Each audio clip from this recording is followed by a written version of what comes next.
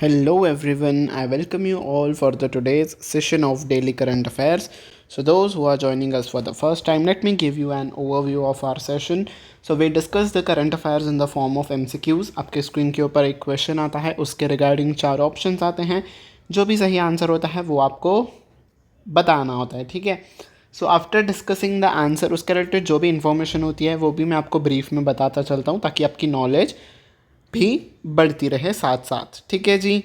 तो पहला क्वेश्चन आपके स्क्रीन के ऊपर आ गया है. आपको बताना है who has been selected as the next chairman cum managing director of Eastern Coalfields Limited, यानी कि ECL. तो ECL के चेयरमैन और CMD दोनों ही एक ही व्यक्ति होंगे. तो किन्हें चुना गया है ये आपको बताना है ECL के चेयरमैन और CMD के पद के लिए. Yes, correct answer is option number A, Satish जहाँ. ठीक है, सतीश जहाँ जी इस कंपनी के CMD चुने गए हैं. ठीक है, अब ईस्टर्न कोलफील्ड्स लिमिटेड क्या है, जो आपकी कोल इंडिया लिमिटेड है ना, CIL कोल इंडिया लिमिटेड, इसी की सब्सिडरी कंपनी है ईस्टर्न कोलफील्ड्स लिमिटेड. ठीक है जी, बात क्लियर हो गई थी. Next, which country will host next Quad foreign ministers meeting in 2025. तो कॉड की जो फॉरेन मिनिस्टर्स होगी 2025 में, वो कौन सा देश होस्ट कर रहा है. ठीक है, इस बार किसने होस्ट की, मैंने आपको करंट अफेयर्स के सेशन में बताया था.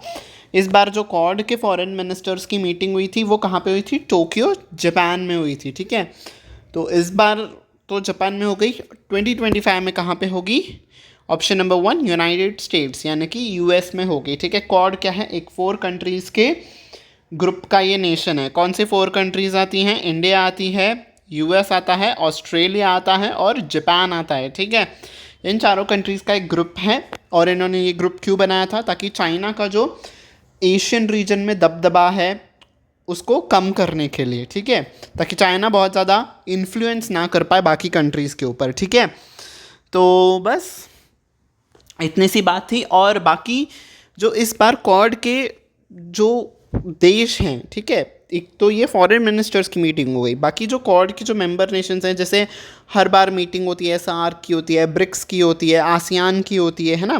तो वैसे ही जब सारे लीडर्स आते हैं इस कंट्री के, मेन इंपॉर्टेंट लीडर्स जो हो गए, जैसे प्रेसिडेंट हो गए या फिर प्राइम मिनिस्टर हो गए, तो उन लीडर्स की मीटिंग भी होती है. इस बार उनकी मीटिंग कहाँ पे होगी, इंडिया में हो रही है. ठीक है, इंडिया में न्यू दिल्ली में हो गई. ठीक है, तो ये सारी बात थी इस न्यूज़ से, इस क्वेश्चन से रिलेटेड. तो ये भी आपको याद रखना है, चाहे तो आप नोट डाउन भी कर सकते हो. ठीक है, next, which country will collaborate with India on the Yugeen Bharat museum project. ठीक है, तो कौन सा कंट्री है जो कि इंडिया को इस प्रोजेक्ट के लिए ज्वाइन करेगा. अब युगीन भारत म्यूजियम क्या है, ये जो म्यूजियम है अभी बना नहीं है, इस पर अभी मीटिंग्स चल रही हैं. ठीक है, और इसी मीटिंग्स के इस पे ही ये बताया गया है कि इस क्वेश्चन का आंसर होगा फ्रांस. तो इसी मीटिंग में बताया गया है कि फ्रांस जो है वो इंडिया को ज्वाइन करेगा इस म्यूज़ियम को बनाने के लिए. ठीक है, तो ये म्यूज़ियम क्या है, जब ये बन के तैयार हो जाएगा, ये वर्ल्ड का सबसे लार्जेस्ट म्यूज़ियम होगा. ठीक है, पूरे विश्व का सबसे बड़ा म्यूज़ियम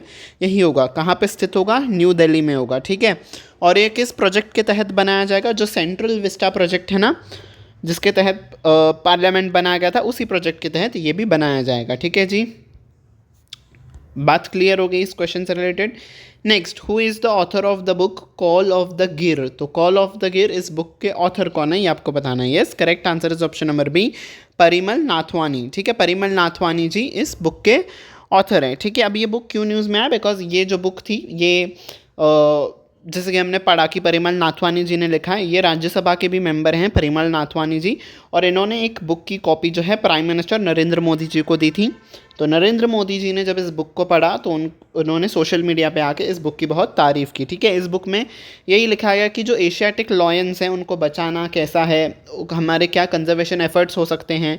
ठीक है, हमें कैसे बचाना चाहिए लायंस को, उसके ऊपर ये बुक लिखी गई है. ठीक है, बहुत सारे फोटोग्राफ्स हैं. तो बस इसी की प्रशंसा करते हुए PM मोदी जी ने सोशल मीडिया पे इनको बधाई दी थी. ठीक है, तो इसलिए ये भी आपका न्यूज़ में आ गया. ठीक है, next, who is the first woman to hold the post of director general of medical services army in the Indian army medical services. तो इंडियन आर्मी का जो मेडिकल सर्विसेज होते हैं उसमें डायरेक्टर जनरल के तौर पे कौन सी वो पहली महिला हैं जो इस पद पे आएंगी. Yes, correct answer is option number D, lieutenant general Sadhana Saxena Nair. ठीक है, option number D is the correct answer. ठीक है, तो साधना सक्सेना नायर जी इंडियन आर्मीज का जो मेडिकल सर्विसेज है उसके डायरेक्टर जनरल होंगी, डीजी होंगी. ठीक है जी.